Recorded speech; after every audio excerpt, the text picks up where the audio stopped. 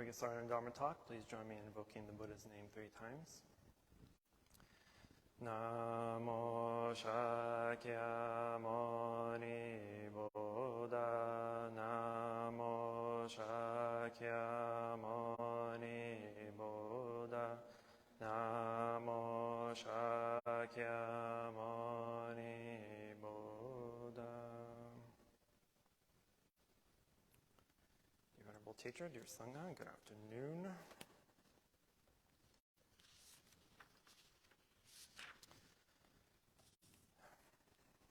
All right, so we are on part 2 of the last fetter of ignorance. So this is kind of the conclusion of the reasons why we are not enlightened, which are many, but these are the 10 main ones. So if you haven't been here with us for all the previous classes, I highly suggest to go and rewatch those videos, or even if you were here, rewatching them is probably beneficial. So last week I went over the general idea of ignorance, or avidya, and we've concluded that our ignorance is essentially the cause of, or the conclusion of all the other fetters, right? We have ignorance because we have the previous 9 fetters. And so today at least, we will kind of go over what happens or what attainments we may achieve during the eradication of some of these fetters and some of the meditation practices that go along with it. So, as we discussed last time, we know that avidya, or ignorance, is essentially the concept of not knowing, right? We discussed that typically when we hear the word ignorance in our everyday life, we think of ignorance as, in the English way, of stupidity, maybe, right? Well, you're so ignorant, you don't know anything. But in Buddhism, it literally just means not knowing, as in that we don't know the truth behind reality as we see it, right? And that we have a habit of trying to change situations or change ideas or perceptions according to how we want things to be. So we attempt to change things in order to benefit ourselves. But anyway, the point is that our ignorance here is the inability to see things as they are, right? And so we used many examples last time, but one of the examples again is if we're in meditation, we're sitting in meditation, or just sitting during the service, and the door opens, right? Natural habit is to either look and see who it is, or just wonder who it is, why are they here, why are they late, why are they messing my meditation or my quietude, whatever it may be, right? We're adding all these details to the simple fact that the door opened, right? We make or add all these details because why? Because we don't know, right? Avidya. And so we're adding details in order to make sense of what we think is happening or what has happened. And so in the 9th fetter, during restlessness, this is where we believe that adding all those details is beneficial, right? We believe if we added the details to the story or gave more content to something that we've seen or heard or tasted or feel, whatever it may be, that it will make sense, that it is the right thing, that it is true reality. Whereas in the 10th fetter, when it is dropped, that whole concept disappears with it. We recognize that we no longer, or by adding those extra details, it's unnecessary. It's not beneficial. It doesn't do anything to you, right? Because our thoughts are simply just thoughts. They are these discrete, subtle mental imagery or constructs or whatever that is occurring during an event. And so if we're watching those thoughts as something happens, like the door, and we're adding all the details, those details may or may not be true, right? And so if we are able to recognize that whatever is arising in our mind when we hear sounds or see things or whatever events may happen, if we are not mindful to our thoughts and perceptions and ideas that occur during those moments, then we're letting an untrue story unfold. And that untrue story is this ignorance, or part of the ignorance, is that we don't know what is happening, but we're making things up in order to make it make sense to us. But in reality, it doesn't need to make sense, really. The door opens, who cares who it is? Who cares what they're doing here? Who cares of anything else besides the simple reality that the door has opened? And so when that happens, we have to practice what we practice in meditation. Which is what? Actual question. Sorry? Labeling. Right? So the door opens. We're not wondering, who it is, what are they here, what are they wearing, what do they look like? No. Label as door or sound. Because that is the reality of things. It's not the story that's behind the sound, the untrue story behind the sound. It is simply sound or door. Right?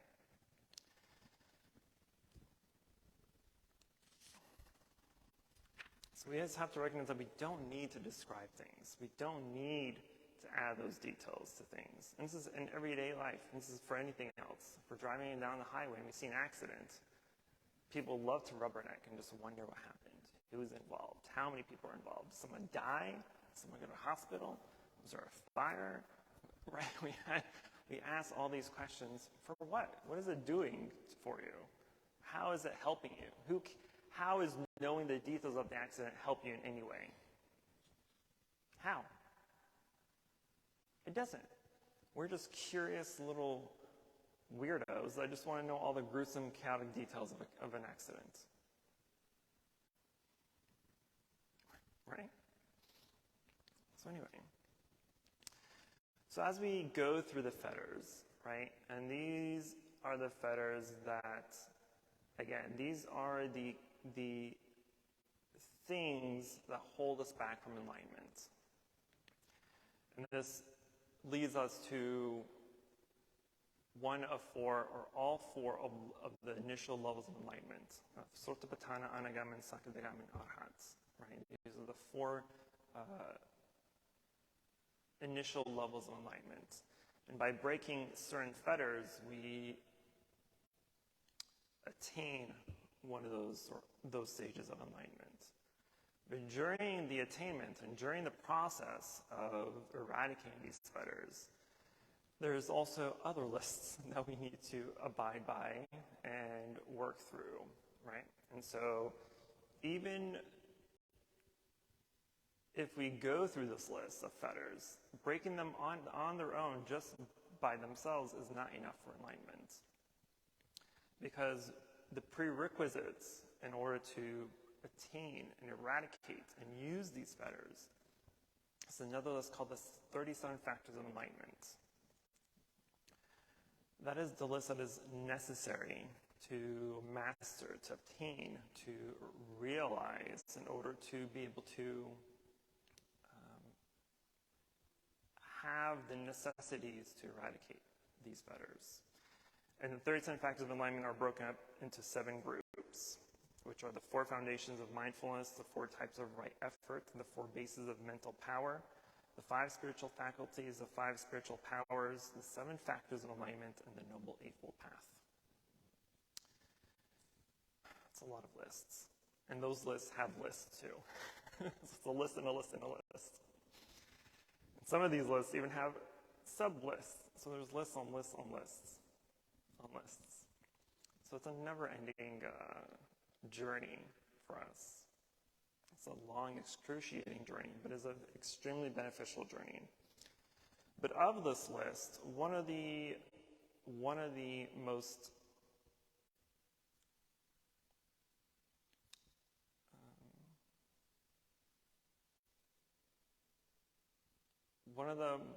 most common things that occur or that arise as we practice these fetters are the 5 spiritual faculties, which are faith or conviction, energy, mindfulness, concentration, and wisdom, right?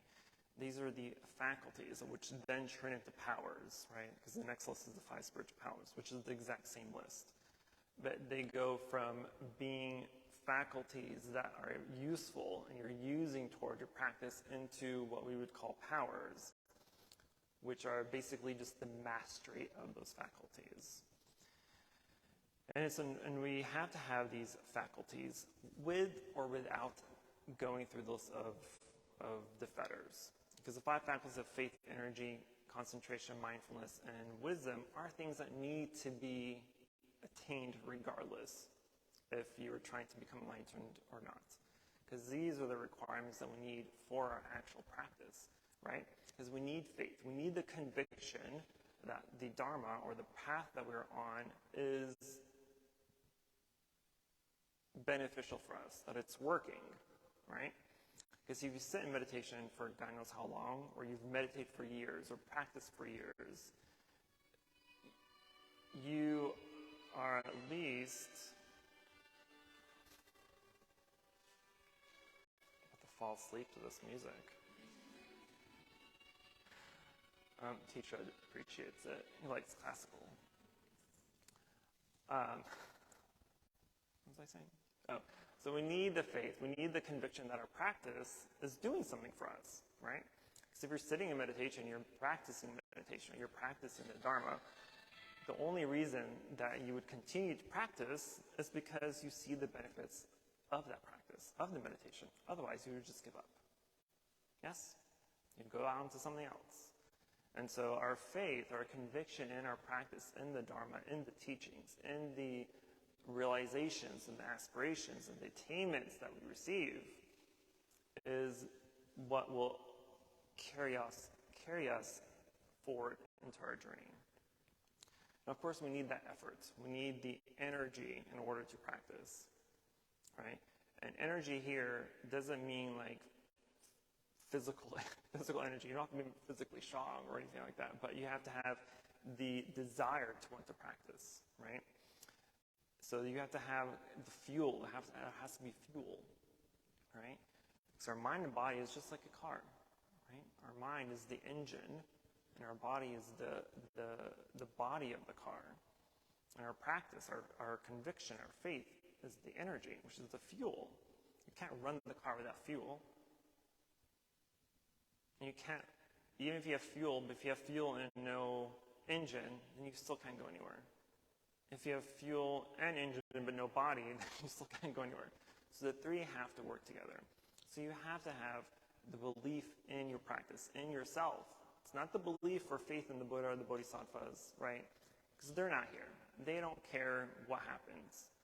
They gave you the resources. They gave you the blueprint. They gave you the direction of how to practice, right? So their job is done.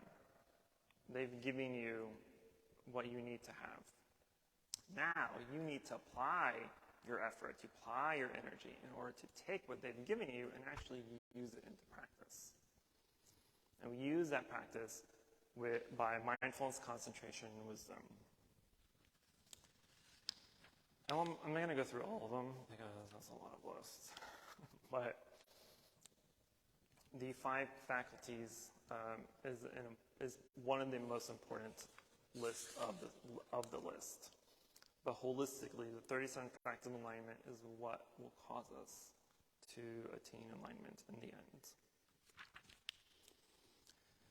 So another thing that happens as we go through this list of fetters is, just like with any other realization or attainment that arises, it arises during meditation.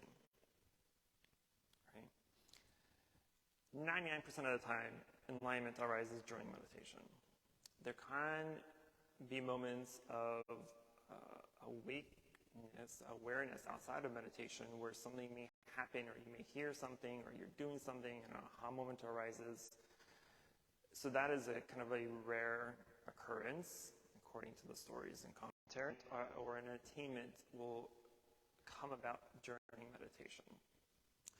So as we go through the list of the fetters, as you go through the stages of enlightenment, you're also going through advanced stages of meditation called jhana, or dhyana in Sanskrit.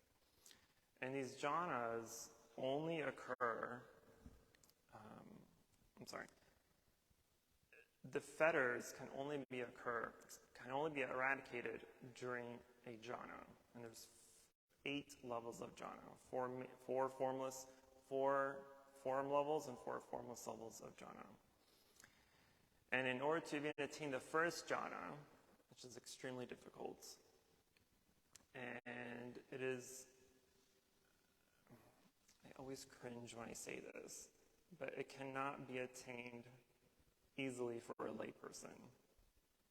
It is more than not impossible because a jhana requires time and patience and perseverance. And for most of the commentaries, there are only a handful of books out there about jhana meditation. And all of them, at least the ones that I'm aware of, none of them are actually written by monks or nuns. They're written by their students. And in every one of those books, they will say that a jhana cannot be achieved outside of a retreat. Because there are specific meditation retreats that you can take that are months long. 3 months long is the minimum, according to the meditation masters. And in my own experience, it is true. For those that have come to me, and we've talked about of meditation and meditation practice, and those that believe they've attained jhana, after consultation, they have not achieved jhana. Jhana you can only say or verify your jhana by another verified master. So if I were to claim pre-monkhood, if I were to claim that I've attained jhana, it doesn't mean anything until a meditation master verifies my attainment, right, or realization. What most people truly achieve, is something called access meditation, access concentration. It is very, very similar to first level jhana, but it is what is most likely to occur for most people if you have a solid meditation practice. Because there are 5 jhana factors, and these are the 5 factors that are necessary to have attained before even entering jhana. These jhana factors are applied attention, sustained attention, joy, bliss, and one-pointedness. You have to have all these 5 faculties or factors in order to even enter the doorway of jhana. So there are 3 main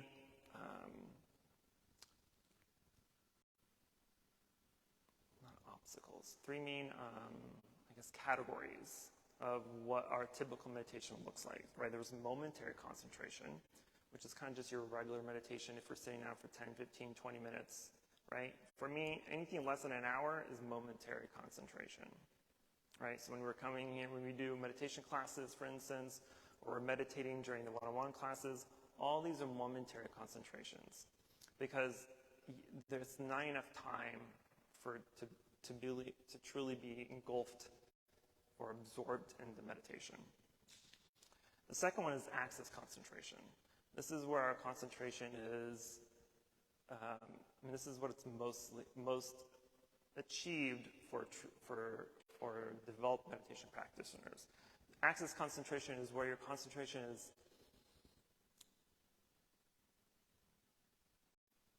strong enough where the meditation object does not stray away, or at least doesn't stray away for too long, right? In access concentration, when you're meditating on a meditation object, which is for the most part our breath, right? It's always in the foreground. You always have strong concentration, strong awareness of the breath. And as distractions arise and try to distract you and kick you out of concentration, if your concentration is strong enough, it's going to kick back. So all those distractions, all those feelings and emotions that arise will get kicked back. There's no pushing that concentration, that meditation object outside, right? There's no pushing it away. Then we get into absorption concentration, which is jhana. Absorption concentration is it sounds like you're absorbed into the meditation object. Because when you're in jhana, there is awareness, but awareness from your senses are no longer there. Because when you're fully absorbed in meditation, and when you're in the first jhana, your senses of hearing disappear. There could be a war going on outside, and you wouldn't even hear it, right? People can be pushing around or screaming or yelling. You wouldn't hear it. You wouldn't feel the heat or the coldness. You won't smell things, right? So your senses kind of are muted. They're there. They don't disappear, but they're muted. They don't allow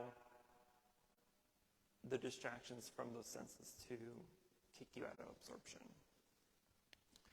So every time we see or you read up the jhanas or the commentary of the jhanas, you will always almost see that everyone recommends that you go through a retreat.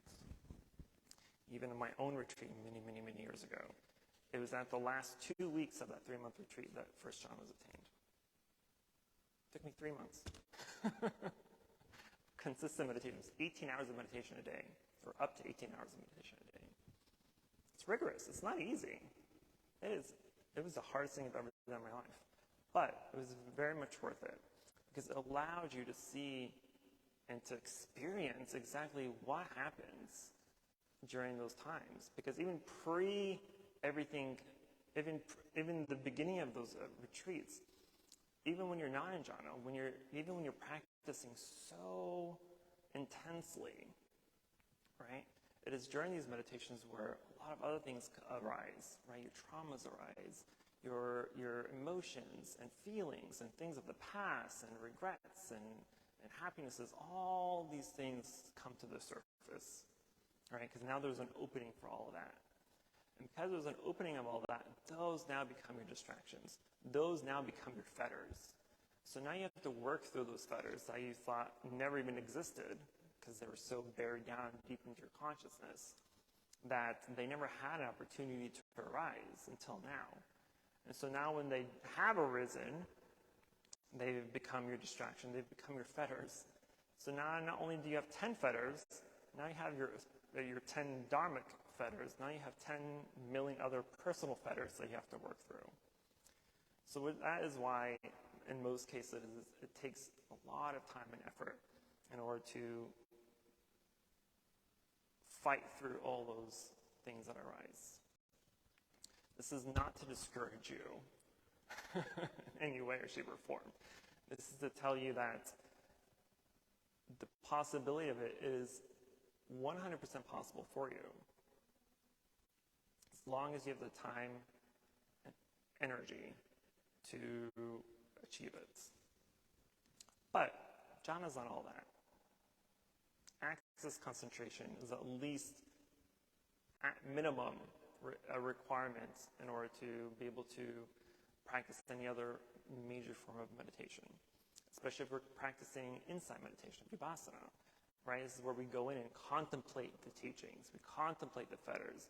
This is the state of mind that you need to be in order to make those realizations. That's where realizations come from. It's through vipassana meditation by accessing access concentration. In jhana, when you're in jhana, it is a perfect opportunity to make those contemplations. It's easier, but it's not necessary, right?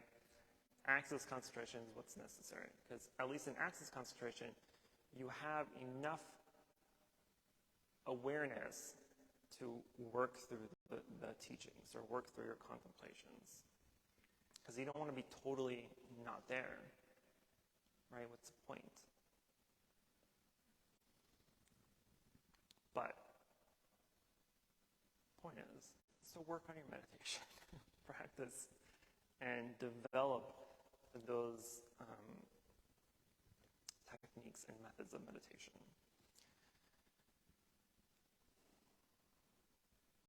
And it's through meditation, when you're in access at least, at the very minimum. This is where it is best to contemplate and begin your insight practices of the 37 factors of enlightenment. Because the 37 factors of enlightenment have all the important lists, right? One, the most important is the Eightfold Path. That's the most important list of the 7 categories. It's the Eightfold Path that will lead you to the other shore of enlightenment, as the Heart Sutra says.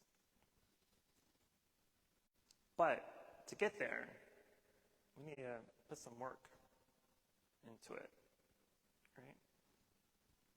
We are all students. We're all in college. We're in the college of Fukui Temple. Right? This is your syllabus. But you can't go out into the world and work on your career without a degree, unless it's a specialty degree, right? You know what? I'm going to change that. We're all pre-med students. Okay, that's an easier topic. We're all pre-med students.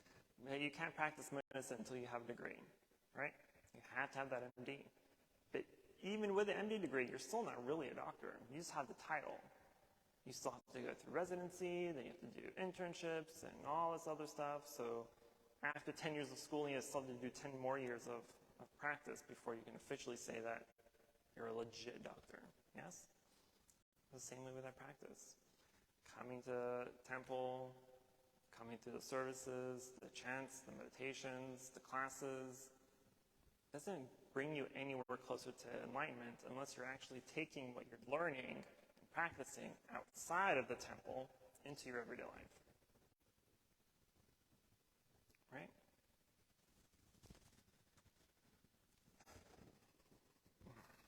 Goodness, why does time go by so fast when I'm talking?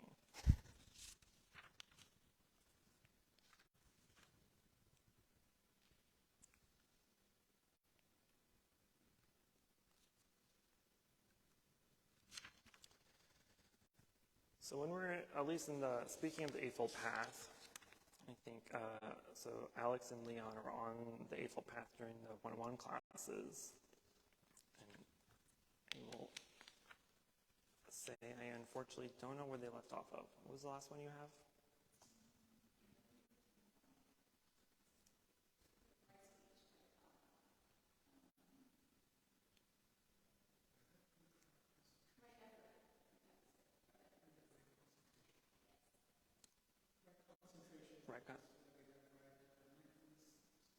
Right mindfulness is next. Oh, so you only have one more?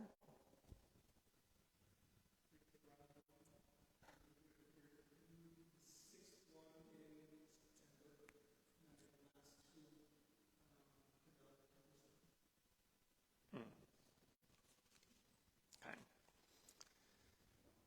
So in the Eightfold Path, right, there's right concentration and right mindfulness. And deep into those teachings are the teachings of the jhanas. However, for the 101 class, I'm hoping it won't be included because it's not worthy of 101 class. What is worthy is focusing on the 2 methods of meditation, which are vipassana and samatha and vipassana. Right? Concentration and contemplation. Those are the 2 methods that the Buddha initially taught when teaching on the Eightfold Path. Right? It was only several years later that he introduced the jhanas into that practice. And so, just by knowing that, we know that even by the Buddha's own words, that enlightenment is possible just by the two main methods of meditation. Jhana is not necessary. It makes things easier, but it's not necessary. But I see so many times where it is either written or said or spoken of that jhana is necessary for enlightenment, and it's not. Because not everyone can attain jhana, but everyone can attain enlightenment. And so when we go through this list, we practice the 37 facts of enlightenment, and we recognize the 5 faculties that we realize, that we attain, that then turn into powers, then it's easier to continue our practice. It's easier to see things correctly developing in our practice. Otherwise, I would have never become a monk. If I just meditated and chanted and was like, yeah, this is cool. And I got no fruit from my practice, and I'd be just wasting my time. I'd be here wasting your time. But there is fruit. The fruit arises, the fruit comes, and it grows, and you can see it, and you can taste it, and you feel it. And so when you practice correctly, and you practice diligently, with correct effort, with correct perseverance, and you see the changes, it's not always easy to see changes within yourself, right? For most people, it's almost even impossible. But other people will see those changes within yourself. And sometimes they may make comments of the subtle changes that they see in you. And then you can be like, oh, yeah, really? I never noticed. Well, obviously you didn't notice. And so a lot of times I hear people complain that they don't feel any change. They don't feel any difference. And for those that have said that to me, and if I've at least known them long enough and interacted with them enough, I can tell them, I reply to them, well, you may not see any changes, but I see changes. I've said that to Christopher, I've said that to Matt and Abel, right? Sometimes they're like, oh, my practice is slow, I don't have time, or this and that, right? And they'll make some complaints, and then be like, I just don't know if it's working, because I don't have time to dedicate for this. I'm like, I don't know what you're complaining about, because I see those changes in you.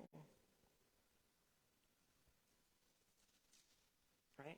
We never notice ourselves getting older until one day we wake up and our back is like, I cannot move, which is how I felt this morning. So your body may make you feel like you're getting older, but you physically cannot tell that you're aging, right? It's only other people that can tell that you're aging. It's the same thing within our practice.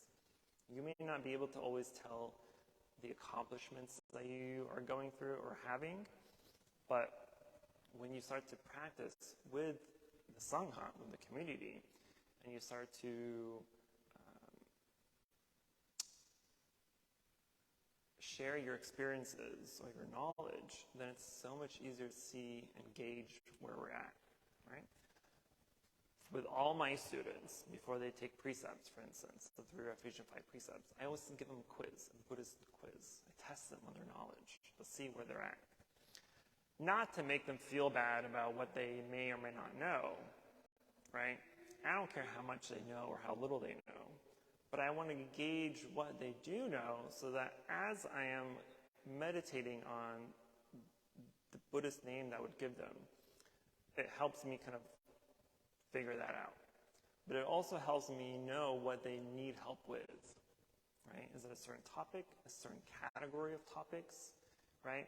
Because as a teacher, I have to teach. It's literally part of my job, right? So, but I don't want to teach them something that they already know or they don't fully know, right? Because there's a lot of times people want to come in and be like, I want to become enlightened yesterday.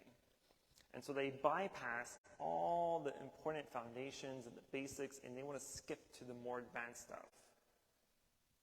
I've seen that so many times. And I've scared people off because I'm like, this is not going to work for you. This is not going to work in your favor. Trust me. Because you need to know all the basics in order to have a solid foundation of knowledge to help you develop even further. That's why we go to pre-med school. That's why you have to have a bachelor's degree before you even go into pre-med. You have to have a medical degree to even become a doctor, right? There are prerequisites to attaining that highly rigorous title of medical doctor. Likewise, there are prerequisites to attaining that high title of enlightened. So these lists that are in lists and lists of lists of lists are important lists. It should not be taken lightly. That's a lot. But we finally got through it all. So next week's not my turn, but next week after that, I will do a quick overview of all 10 fetters before we go back to our original teachings on the Dhammapada, which I don't know how we got here. No, I do know how we got here. Sorry. How did I get this? If you know me, I teach in a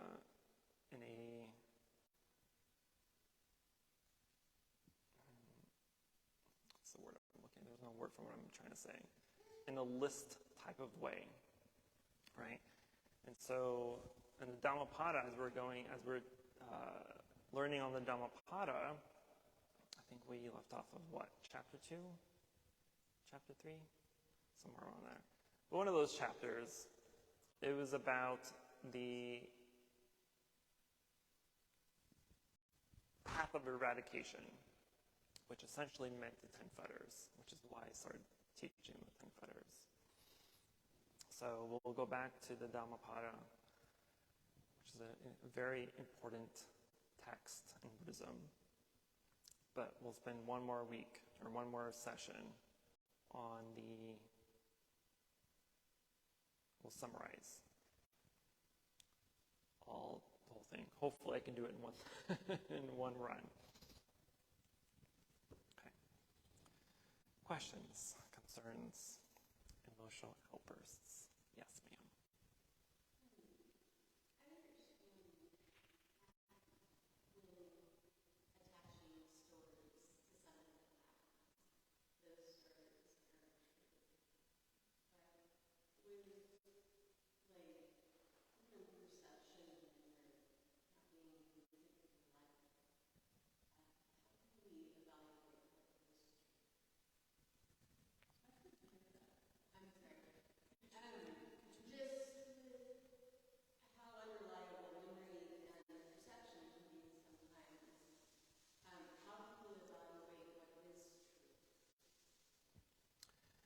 What you see is what you get. So if someone opened the door, for instance, right? The truth is the door was opened. Anything outside of that is made up. It's part of the makeup of our mind, right? It's perceiving. It is the only reason, because what we're doing is as the door opens and we're adding all the extra fluff to it, right? It's our mind. It's perceiving something that it cannot perceive. And because it cannot perceive something, it's filling in those gaps with random data. And the data may or may not be true, but that's not important. And so what you see is what you get. It's a pretty good motto to have. Because if you're adding anything outside of what you see and what you get, it's an untrue story. Whether it is, maybe it is true, maybe it's not. But because you do not know, avidya, ignorance, then we can safely say that it is not part of reality. Someone fell dead in front of you, which is, I hope never happens. But if it were, what you see is what you get, is a dead person. We don't know why. We can make assumptions that maybe they had a heart attack, an embolism, whatever it may be. We don't know. But our mind, because it's so obsessed with wanting to know. It's making things up to fill in the gaps until maybe the true story arises. Once the autopsy happens and they confirm the cause of death. But until then, what you see is what you get. Good question.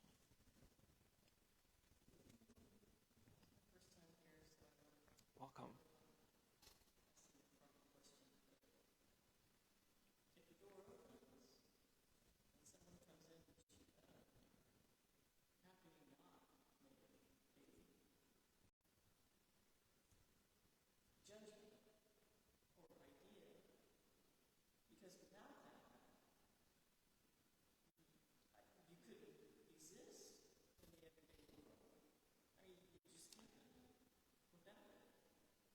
Correct.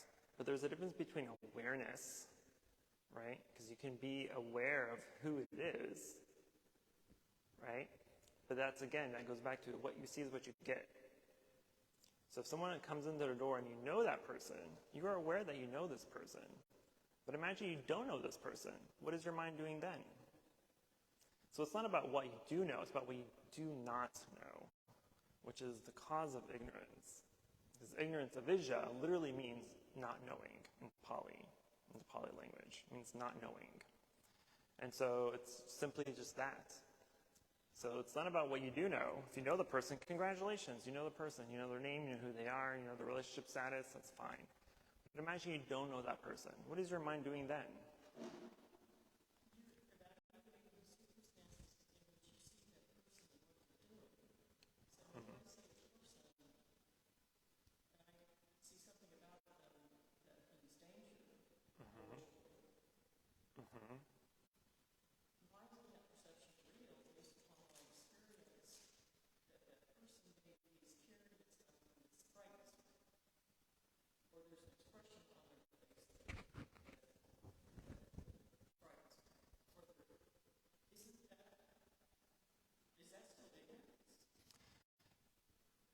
It is, because it is still a perception. Because what a facial expression that may seem dangerous to you may not seem dangerous to me. So our perceptions are based upon our past experiences, our past memories, our traumas, our everyday life situations, right? All that accumulates into our belief systems, our ideas, our biases, our discriminations. I'm sorry? It is fascinating. And so when anything that arises outside of what you see, you have to ask yourself, is it true or not? Because if we were all to go outside right now and look up in the sky and look at the clouds, I'm going to say this looks like a smiley face. You may say this looks like a school bus. Someone else may say that looks like a baseball, right? We're all going to have different perceptions of the same cloud. So who's right? Who's wrong? Your perceptions are based upon not truth, but upon your own experiences, your own biases and discriminations and traumas, right? And so because that's in the way, that avoids us seeing the true reality of things. Someone may look dangerous. They may be dangerous, right? This isn't to say if you see danger to just sit there and not do anything, right? But at least you know, right? This is about knowing versus the not knowing. It's a not knowing that causes us suffering. But if we do know, we know based on experience, right? Because meditation, for example, is very experiential, right? And so I'm not saying don't run away from danger. Run away from danger because you know it to be danger. But for things that you do not know, don't allow it to cause obstacles in the way. If that makes sense. Good question. We'll find that in Buddhism, there's a section in Buddhism called the Abhidharma, which is essentially the higher teachings of Buddhism, or the psychology of Buddhism, where most of the topics in the Abhidhamma are upon ideas of view or self-view, right? Which is the first fetter, right? Self-view, or self-identity and perception, and ideas and how the mind works. It's essentially all about how the mind works, which is what my book is called, Higher Teaching. This is on my Abhidhamma textbook. And so there's a lot about that teaches us how to watch our mind. Because we need to be friends with our mind when we're practicing, and especially when we're practicing meditation. Because our mind, we think we're the master, but we're not, right? Because if you were the master of your mind, you would be able to stop all thinking on command. Maybe we can't do that. So you're not the master of your mind. The mind is the master of you. The ego is the master of you. So in the Abhidharma, it teaches us how to see that, how to work with that, how to essentially get rid of that. Get rid of the ego mind that controls how we see things, how we believe in things, how we perceive things. Because not all those things are correct, not all those things are right. And that doesn't mean they're all wrong either, but it teaches us how to be friends with our mind. Because our mind is obsessed with time. It's obsessed with the past and it's obsessed with the future. Because that's the only two pieces in the world that our mind can control. It can control your memories and your traumas and your past angers and hates and joys and loves, right? It can bring all that memory back in meditation. But it can also cause anxiety about the future. What do I want to do after temple? What do I want to eat? Do I want to go out and eat? Do I want to cook something? What is my Monday going to look like? Oh, I don't really want to go to work tomorrow. I don't want to do this. I don't want to do that, right? It's pulling you into the past and dragging you into the future because it cannot control the present. Your true mind is the only one controlling the present or has controlled the present. And because in the present, we're being in the present, right? We're not doing anything besides just being here.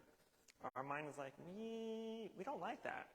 Let's think about that breakup we had 2 years ago, or the argument we had with our significant other last weekend. Or let's think about what we want to do 5 years from now, right? So it's taking you back and forth because it has control over those two avenues, but it does not have control over the present moment. The present moment is the most important moment during our practice. So watch how your mind thinks and where it goes when you're thinking, right? So in Buddhism, for monks and nuns, we have 52 gathas, or 52 little mantras that we say for literally anything we do. So when we wake up in the morning, there's a mantra we say. When we put on our clothes, there's a mantra. When we have our robes on, there's a mantra. When we brush our teeth, there's a mantra. When we're cleaning and cooking and walking and sitting and everything we do is a mantra. Why? So it reminds us to be in the present moment, to not run away into the past and not think about the future, right? So we're constantly in the present moment. Of course, I will say that I may not always say that, but it is a good practice to do because otherwise when you wake up in the morning, for most people are like, I don't want to get up, right? Nobody wants to wake up early. But we have to be able to watch where our mind works or where our mind goes in certain situations. When you're waking up, right? Watch your thoughts that you take to bed with you. Watch the thoughts that arise when you wake up. Watch the thoughts when you're cooking, when you're cleaning, when you're walking, when you're driving to work or school. Watch where your mind goes and how the mind works, right? And when you're able to be super attuned to that, you can take what you do in meditation, which is labeling, and apply that to everything else that you do. So when you're driving and someone cuts you off, right? Most people get upset about that, right? They want to speed up and cut that person off again, right? They'll flip them off, they'll cuss them out, they'll pull a gun at them or a bat, whatever it may be, right? You do stupid stuff. But that stupidity doesn't help anybody, surely doesn't help you. Because what can happen is you may cause an accident because you got pissed off that someone cut you off, and now you want to revenge, right? But that revengeful activity now causes an accident, which can harm you or harm others, or can kill you or kill others. So was that worth it? Was that worth that 2 seconds of anger you felt to end someone's life? I hope not. And so if we're able to not be angry in that moment of being cut off, but instead be aware of why our mind is being angry, because that anger doesn't just arise out of nowhere. It just doesn't magically appear in your mind when you're angry. There's a reason, there's a core reason of why anger even arose in the first place. It's not just because someone cut you off. That's just the pushing point that allowed that anger to surface. But there's something much deeper than that caused that anger to be even born in the first place. And so we meditate in order to find that reason. That's why we meditate. That's why in meditation, a lot of times, is where all those experiences, all those angers and traumas arise during meditation, because it's the moment where we're allowing our mind to be open and allow things to come and go. But watch your mind. When you're anything you do, add labels to things. Try to be specific, not just thinking or walking, but try to be as specific as possible with one words, right? And when you're labeling things, then at the end of the day or whenever, you can put those labels in buckets and see what buckets are the most full, right? Whether it's anger or jealousy or hatred or hunger or thirst or whatever it may be, see what buckets are the fullest. Then you can work with those buckets. Like, okay, this specific emotion or feeling arises all the time. Why? Then you take that questioning into meditation. You ask yourself why, right? You go do my why meditation. Why do I feel like this? Oh, because this happened. Well, why did that happen? Because this other thing happened, or someone came into my life, or blah, blah, blah. Why? You keep asking yourself, why? Until you get to the very core reason of why you feel a certain way about something or someone. And then once you have that core reason, you have something tangible. Now you can do something about that anger, or that emotion or feeling, whatever it is that you're meditating on. And you can get rid of it in your life. I can tell you how. It's very situational. It's very specific. So if it's a person, for instance, maybe you need to unfriend that person. Maybe you need to distance yourself from that person, or cut them out of your life completely. Whatever it may be, right? You'll find out. You'll figure out what it is. But once you do, now you have a whole bucket gone from your 5,000 buckets. So now you only have 4,999 buckets left. It seems like a lot, but one full bucket gone makes a tremendous change in our mentality, and especially in our practice. So don't think that it's going to take you billions of years to become enlightened or fully free, having a free mind, right? Because like I said earlier, you may not notice those subtle changes in yourself, but change is happening. So don't discourage yourself. Don't think that your meditation isn't working, or it's not long enough, or it's too short, or you don't have time, or this and that. Nobody cares. Do what you can do when you can do it. It's better than not doing anything at all. Okay, I'm way over time, so I'm going to cut it short. But if there's any other questions or comments, then we can discuss that after the chanting. So we will go to chanting and transfer the merit and chanting. Namo Shakyamuni Buddha, Namo Shakyamuni Buddha, Namo Shakyamuni Buddha. For any positive karmic action we've accumulated here today, we wish to transfer the merit to all sentient beings and wish them full enlightenment.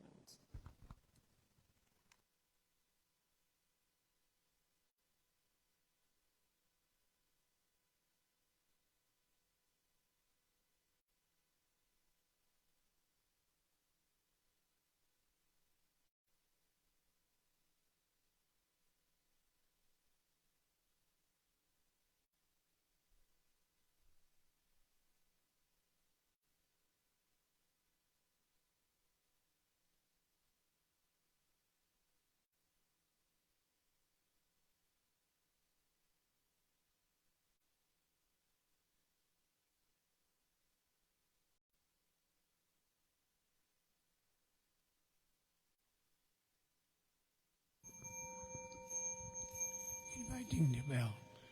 Buddhist Speech and mind in perfect oneness, I send my heart along with the sound of the may the hearers awaken from forgetfulness and transcend all anxiety and sorrow. Listen, listen, this wonderful sound brings me back to my true home.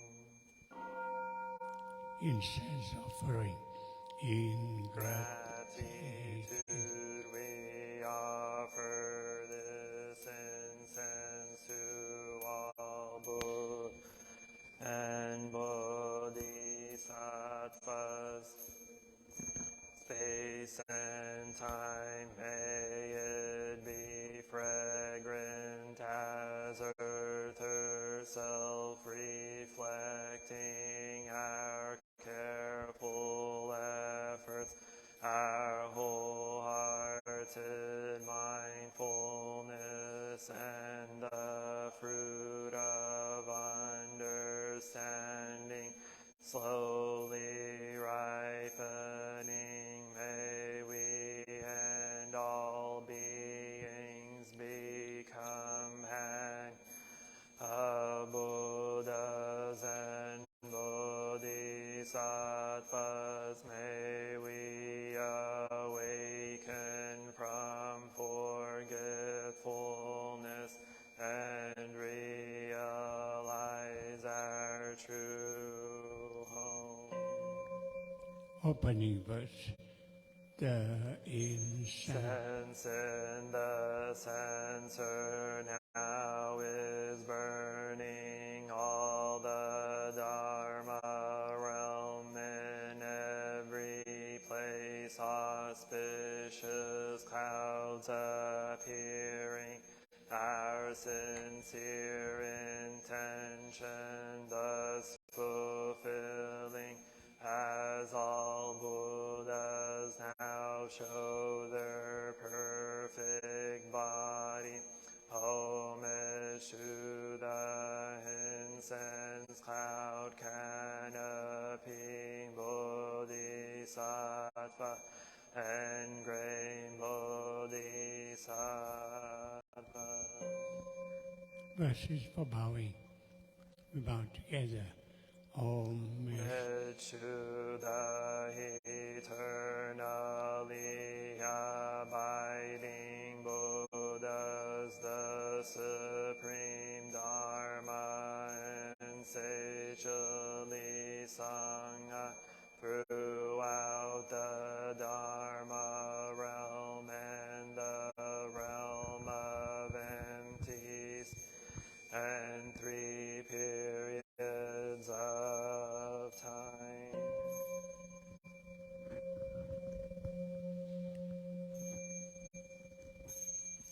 Homage To the fundamental teacher Shakyamuni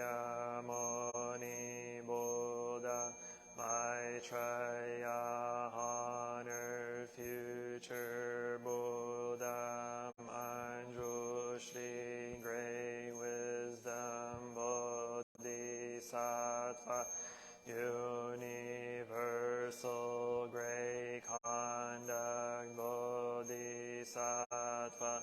all Dharma guarding Deva Bodhisattvas, and the glorious mountain assembly of Buddhas and Bodhisattvas.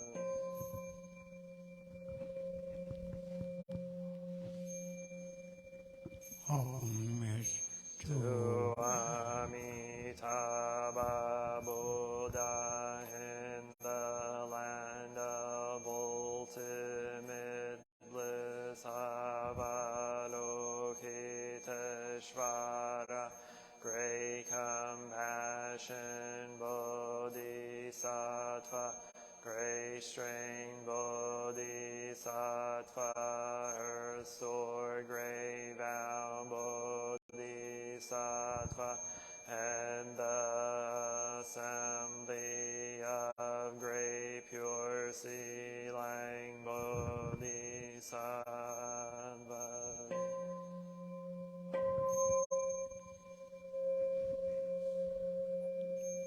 Please sit down.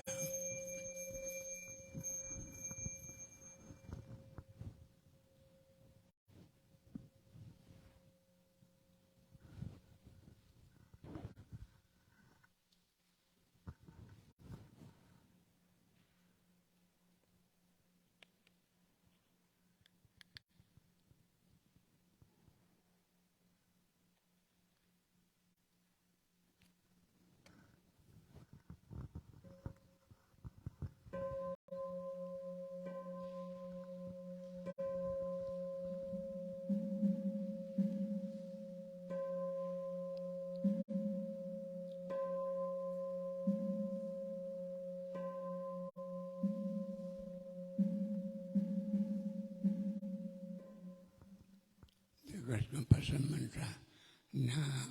O great compassionate Buddhas, Bodhisattvas, Namo, great compassionate Buddhas and Bodhisattvas, Namo,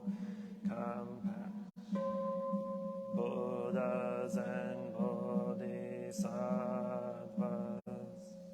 Namo Ratnatrayaya, Namo Aryavalokiteshavaraya, Bodhisattvaya, Mahasatvaya, Mahakarunikaya, Om Sarvaravaye, Sodanadasya, Namaskritvahimamarya, Valokiteshvararandava, Namo Narakendi, Hrimahavatswami, Sarvarhatu Shobham, Ajiyam, Sarvasattva, Namo Vasava,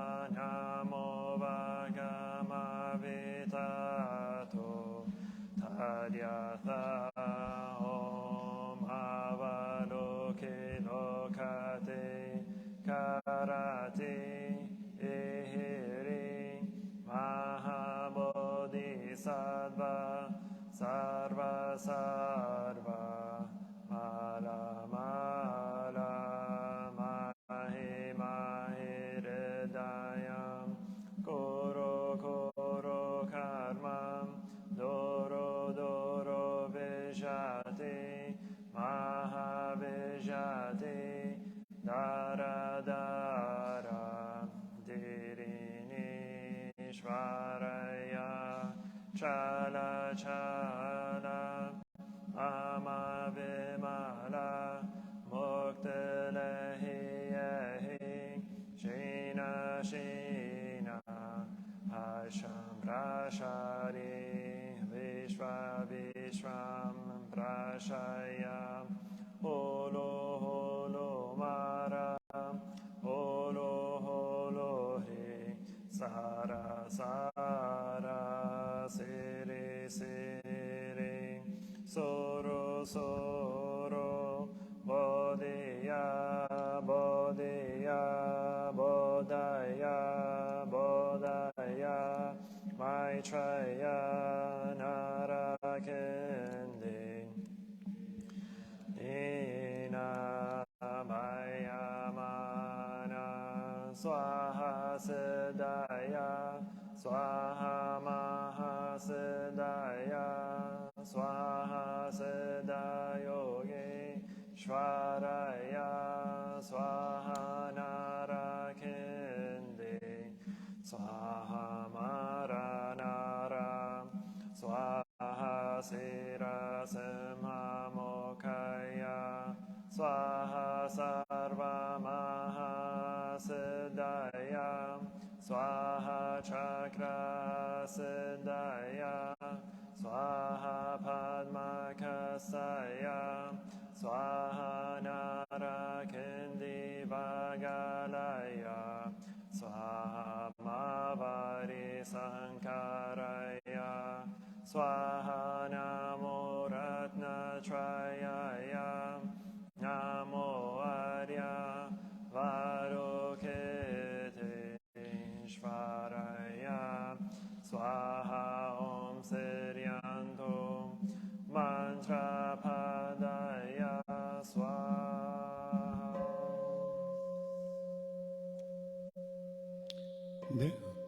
The Dhamma body is bringing morning light in concentration. My heart is at peace. A half smile is born on my lips. This is a nude, and I vow to go through it in mindfulness. The sun of wisdom has risen, shining in every direction. Noble Sangha diligent, bring your mind into meditation. Namo Shakyamunaye Buddhaya. Namo Shakyamunaye Buddhaya. Namo Shakyamunaye Buddhaya. First is opening a sutra. The Surpassed, profound, and wonderful Dharma is difficult to encounter in hundreds of millions of eons. I now see and hear, receive and uphold it, and I vow to fathom the Tathagata's true meaning.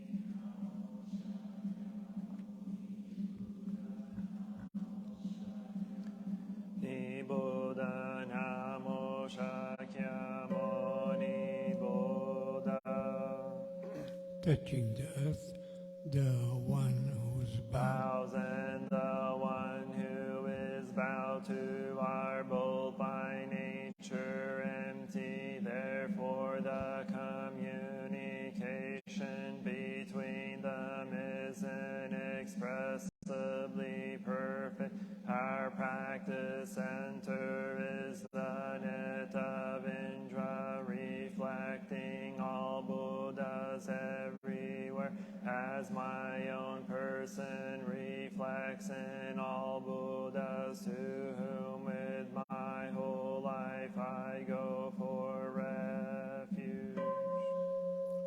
offering light Light in the 10 directions, the Buddha, the Dharma, and the Sangha, to whom we bow in gratitude.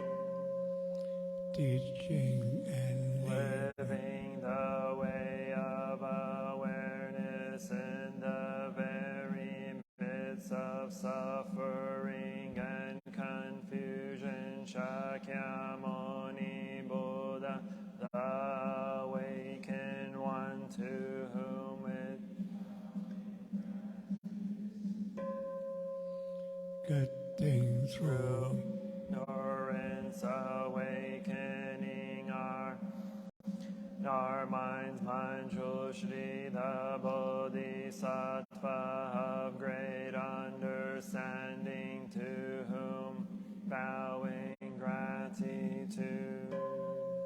working Mindfully working joyfully for the sake of all beings. Samanta Bhadra, the Bodhisattva of great action, to whom we bow in gratitude. responding To suffering, serving beings in countless ways of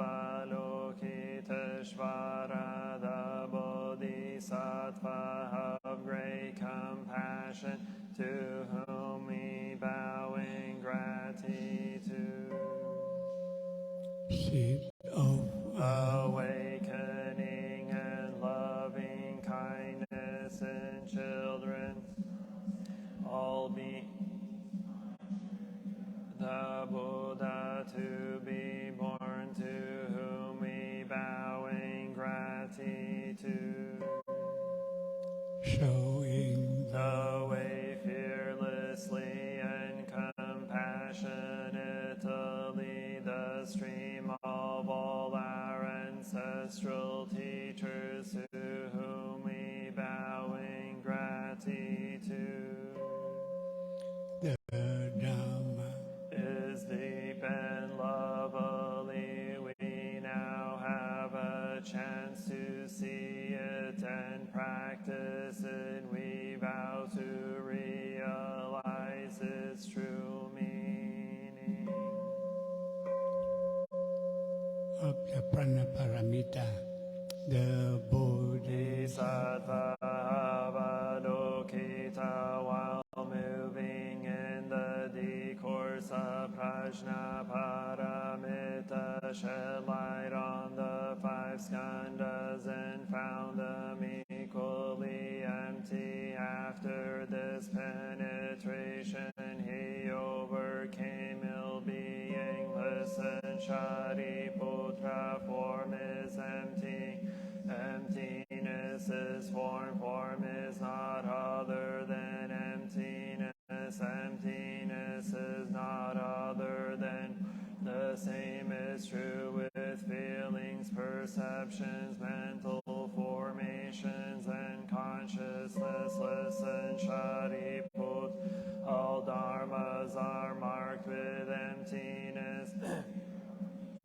Produce nor destroy, neither defiled nor immaculate, neither increasing nor decreasing. Therefore in emptiness there is neither form nor feelings, no perception, nor mental formations, nor consciousness, no eye or ear or nose or tongue or body or mind, no form, no sound, no smell, no taste, no object of mind, no realms of elements, no interdependent origins, and no extinction of, no ill-being, no cause of ill-being, no end of ill-being, and no understanding, no attainment. Because there is no attainment, the Bodhisattvas ground in Prajnaparamita find no obstacles for their having no obstacles. They overcome fear, liberating themselves forever from illusion and realizing perfect nirvana. All Buddhas in the past, present, and future arrive at Anuttara Samyak Sambodhi. Therefore one should. Perfect understanding is the highest mantra, the unequaled mantra, the destroyer of ill-being, the incorruptible truth. The mantra Prajnaparamita should therefore be proclaimed. Gate gate paragat parasamgate bodhiswaha gate gate paragat samgate bodhiswaha gate gate paragate parasamgate bodhiswaha. invoking the Bodhisattva's name, we invoke Your name, Avalokiteshvara. We aspire to learn your way of listening in order to help relieve the suffering. The world, you know how to listen in order to understand. We invoke your name in order to practice listening.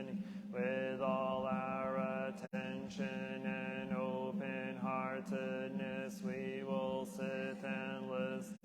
Without prejudice we will sit and listen. Without judging or reacting we will sit and listen. In order to understand we will sit and listen so attentively that we will be the other person is saying, and also what is being left unsaid. We know that just by listening deeply we already alleviate a great deal of pain and suffering in the other person. We invoke Your name, Anjushri, we aspire to learn your way, which is to be still and to look deeply into the hearts of things and into the hearts of people. We will look all our attention and open-heartedness. We will look with unprejudiced eyes. We will look without judging or reacting. We will look deeply so that we will be able to see and understand the roots of suffering through the impermanent and selfless nature of all that. We will practice your way of using the sword of understanding to cut through the bonds of suffering, ourselves and other species. We invoke Your name, Samanta Bhadra. We aspire to practice your vow to act with the eyes and heart of compassion, to bring joy to one person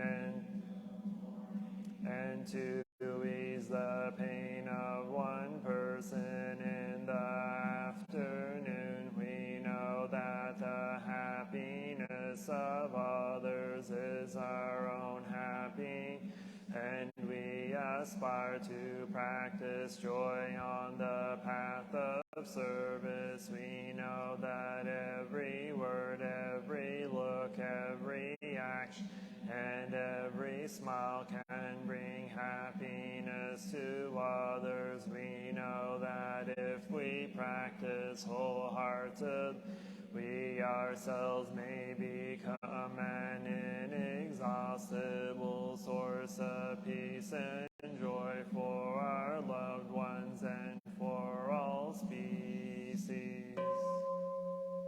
We invoke your name, Shiti Garbha. We aspire to learn your way of being present where there is darkness, suffering, oppression, and despair, so we can bring light, hope, relief, and liberation to those places. We are determined not to forget about or abandon those in desperate situations. We will do our best to establish contact with those who cannot find a way out of their suffering, those whose cries for help, justice, equality, and human rights are not being heard. We know that help can be found in many places on. We will do our best not to contribute to creating more hells on earth and to help transform the hells that already exist. We will practice in order to realize the qualities of perseverance and stability, so that like the earth we can always be supported supportive and faithful to those in need.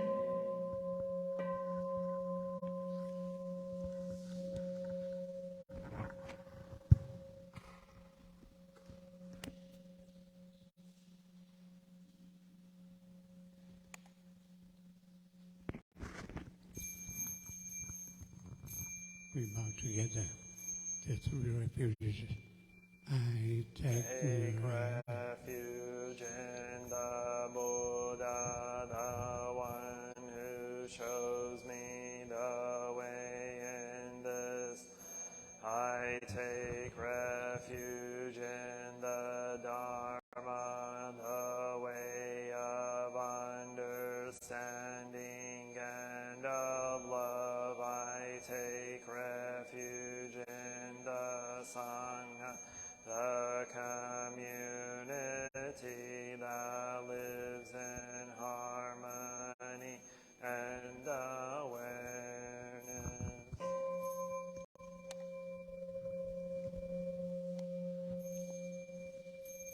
Dwelling in the refuge of Buddha, I clearly see the path of light and beauty in the dwelling in the refuge of Dharma. I learn to open many doors on the path of transformation. Dwelling in the refuge of Sangha, shining light supports me, keeping my practice free of obstruction.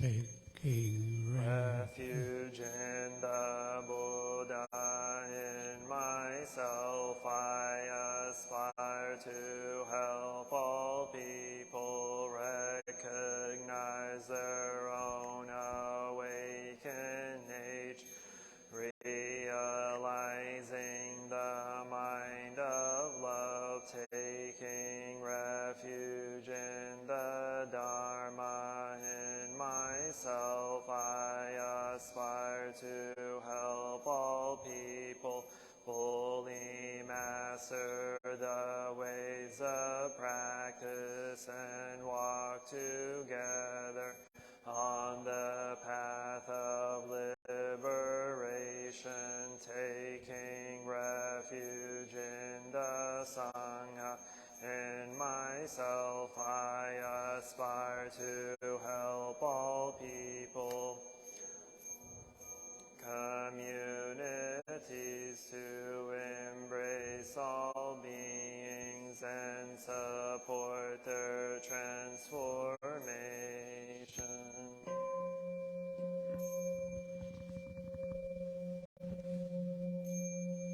Sharing the merit, reciting the sutras, practicing the way of awareness, gives rise to benefits without limit.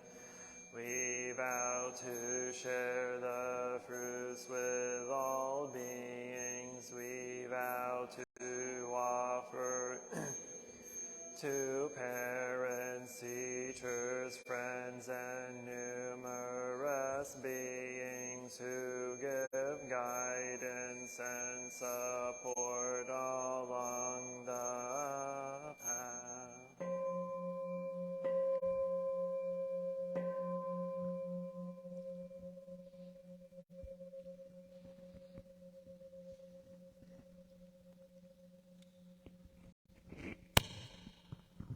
I have one suggestion to all of you.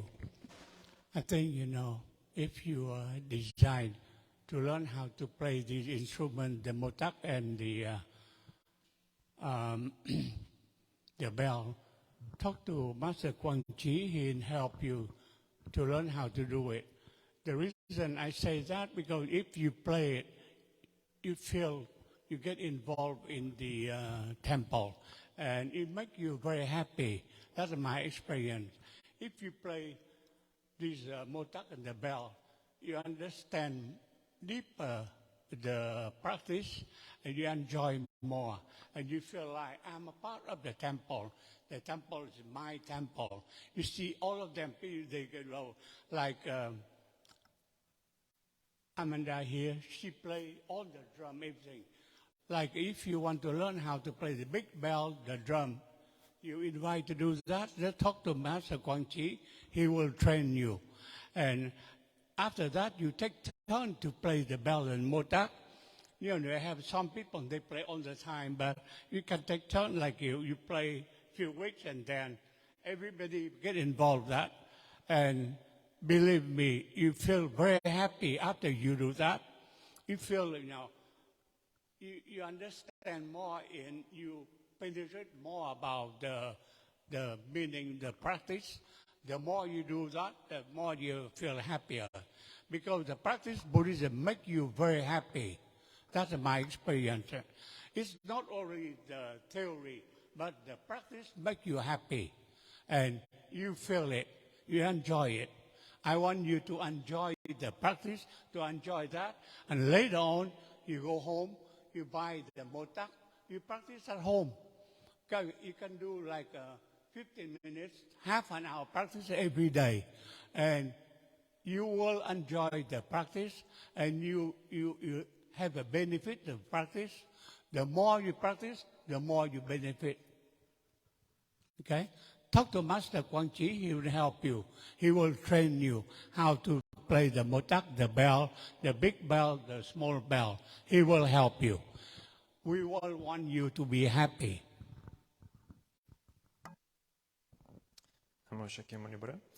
As well, I want to remind and invite everyone to the Olambana celebration, the Parents/Ancestors Day on August 27th.